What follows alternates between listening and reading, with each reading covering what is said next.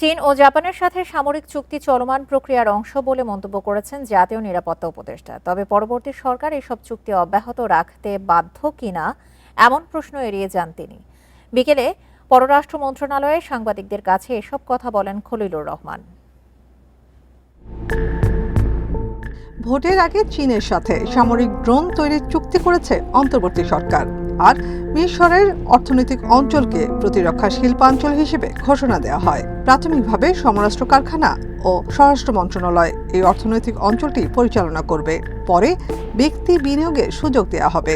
এ নিয়ে কয়েকটি দেশের সঙ্গে চলছে আলোচনা। অনির্বাচিত সরকারের আমলে এমন সামরিক চুক্তি কতটা যুক্তিসঙ্গত তা নিয়ে নানা আলোচনা চলছে।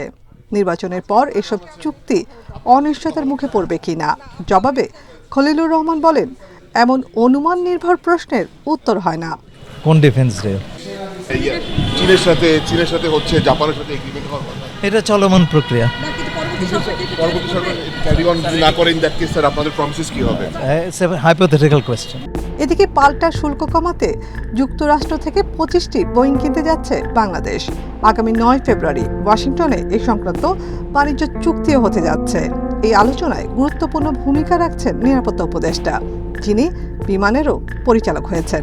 কিন্তু মন্ত্রী পদমর্যাদার জাতীয় নিরাপত্তা উপদেষ্টা কি বিমানের পরিচালক হতে পারেন? জাতীয় নিরাপত্তা উপদেষ্টা কোনো দেশের বিমানের বোর্ড অফ ডিরেক্টর হয় না।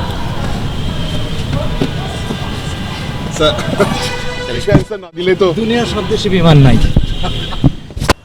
নাফিজাতুল্লাহ, ইন্ডিপেন্ডেন্ট নিউজ, ঢাকা।